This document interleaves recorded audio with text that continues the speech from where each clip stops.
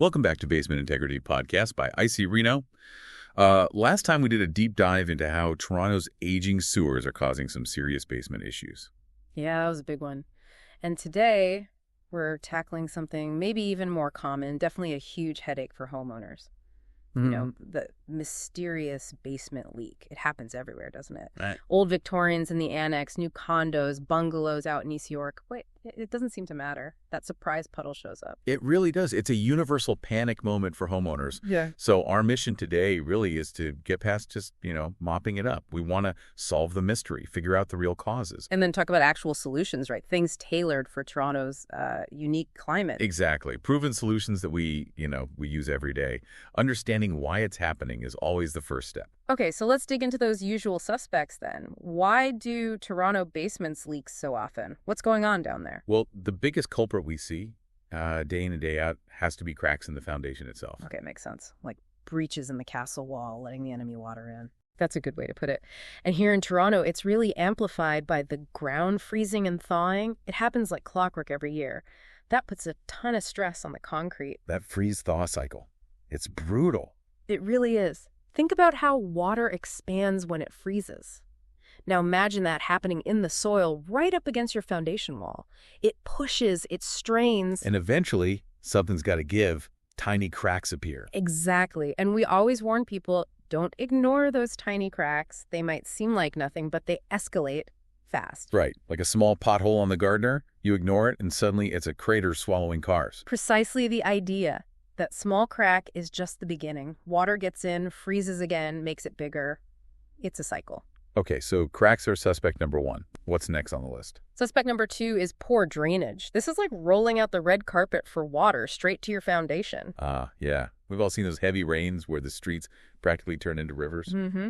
And if your property isn't graded properly, meaning if the ground slopes towards your house instead of away, or if your gutters are clogged, or just dumping water right at the base of the wall. You got it. All that water just pools against the foundation. It builds up pressure, what we call hydrostatic pressure, and forces its way inside through any little opening it can find. So a quick tip for homeowners then, check those gutters. Make sure downspouts point well away from the house. That can make a big difference, a huge difference. Simple maintenance, but really effective. And you mentioned the freeze-thaw cycle again, our third culprit. That invisible force. Yeah, it's tied into everything. Toronto weather, it's about as predictable as the TTC schedule sometimes, right? Mm-hmm.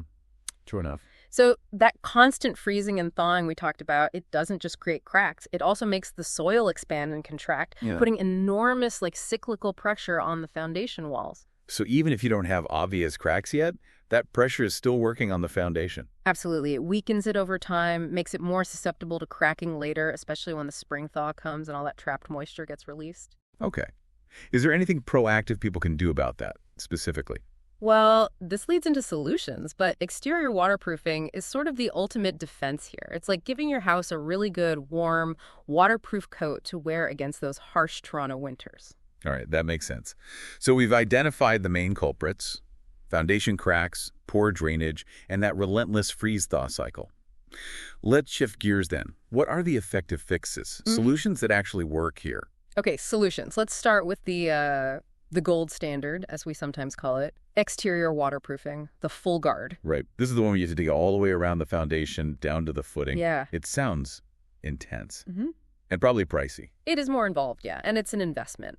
But there's a reason it's considered the best, especially for older homes, say in Rosedale or the beaches, places that might need that extra level of protection. So what exactly happens during exterior waterproofing? You dig down and... So we excavate, clean the foundation wall thoroughly, repair any existing cracks properly, and then we apply a waterproof membrane directly to the outside of the wall. Think of it like a thick, seamless rubber barrier. Okay, so it stops the water before it even touches the concrete. Exactly. It physically prevents water contact. And crucially, we also install a brand new weeping tile system at the base with proper drainage stone and filter cloth to collect any groundwater and direct it away safely. So you're tackling the wall and the drainage system around it. That's right. It addresses the root cause, the water pressure from the outside. It's comprehensive. Gotcha. But what if digging up your whole yard just isn't practical? Mm. Maybe tight property lines or, expensive landscaping. Good question. That's where the second option comes in. Interior waterproofing. This is quicker, less invasive. Okay, interior systems, how do they work? They don't stop the water from coming through the wall, right? Correct. That's the key difference. Exterior stops water. Interior manages water after it's already entered the wall structure, but before it gets into your living space. Manages it. We install a drainage system inside the basement, usually along the edge of the floor where it meets the wall. It might involve a small trench in the slab. This system collects any water that seeps through the wall. And channels it somewhere. Exactly. It directs the water to a sump pump, which then pumps it out and away from the house. It basically relieves that hydrostatic pressure from the inside. Okay, that makes sense. I remember hearing an interesting comparison for this. Like, it's the same idea that keeps the big Toronto path system dry underground. That's actually a great analogy. If that principle can handle the water pressure under downtown skyscrapers, it can definitely work for a home basement. It's very effective, especially if exterior work isn't an option. All right, so we have the full exterior guard and the interior management system. What about smaller leaks? Just those annoying little drips from one specific crack. Yes. For those, we often use solution number 3, crack injection. This could be a really simple, effective fix for isolated problems. Injection. So you're filling the crack with what? Just sealant. Well, it's a bit more sophisticated than just caulking it from the inside. We use high-pressure injection techniques to force specialized resins deep into the crack, usually either epoxy or polyurethane. Okay, epoxy and polyurethane. What's the difference? When do you use which? Good question. Epoxy is more for structural strength. If a crack is wide, not really moving, and we want to basically glue the concrete back together, epoxy is great. It becomes very rigid. And polyurethane. Polyurethane is flexible. We use it for active cracks, ones that might expand or contract a tiny bit with temperature changes. When we inject polyurethane, it reacts with any moisture in the crack, expands into a dense foam, and creates a flexible, watertight seal that can move slightly with the foundation. Ah, clever. So it seals the leak, but allows for that natural movement. Exactly. It's about using the right material for the specific type of crack and the conditions here in Toronto. This all sounds pretty technical, which brings up the DIY question. You can buy crack injection kits. Why not just do it yourself? It's tempting, I know. But honestly, basement waterproofing, especially with Toronto's conditions, it's usually not a simple DIY job. First, properly diagnosing the real source of the leak takes experience. Is it just that crack, or is it a sign of bigger drainage issues? Right. You might fix the crack, but if the underlying pressure problem isn't solved... the water will just find another way in. Plus, doing injections properly requires high-pressure equipment to force the material all the way through the wall's thickness. Those DIY kits often just seal the inside surface. The leak comes back. And things like replacing weeping tiles. Definitely not DIY. Oh, definitely not. That involves serious excavation, knowing how to handle different soil types, permits. It's professional work. So if you need to call in the pros, what should people look for? Experience is key.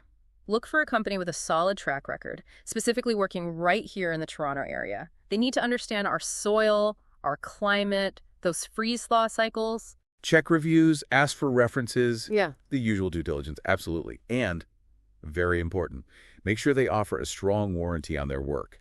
That gives you peace of mind, especially when you're dealing with something as unpredictable as, well, Toronto weather or traffic on the 401. Yeah. That warranty is crucial. At Icerino, for instance, we've been doing this across Toronto, at Tobycoke, Scarborough since 2009. We stand by our work because we know these conditions. That local experience matters. Whether it's underpinning, installing backwater valves and sump pumps, or full foundation waterproofing, you need that deep understanding of the local challenges. Okay, so let's wrap this up. Basement leaks are super common in Toronto, we know that. But they aren't something you just have to live with. Definitely not. They are solvable problems. Whether it's an injection, an interior system, or full exterior work, there's a solution that fits the situation and the budget.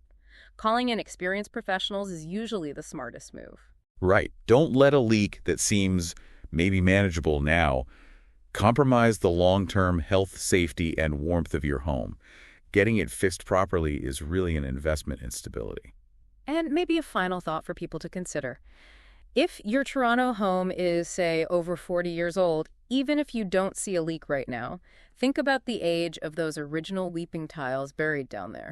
Proactive thinking. Yeah. Addressing potential drainage issues before they cause a major basement flood could save you a lot of stress and expense down the road. Makes perfect sense. Well, if you're dealing with a leak or maybe just want to be proactive, our team here at Icerino is ready to help. You can get in touch and schedule a free consultation. That's right. Just give us a call. The numbers are 416-893-3553, or you can reach us at 647-454-6600. We're here as Toronto's waterproofing and renovation experts, committed to keeping your home safe and dry. Thanks for tuning in to this deep dive.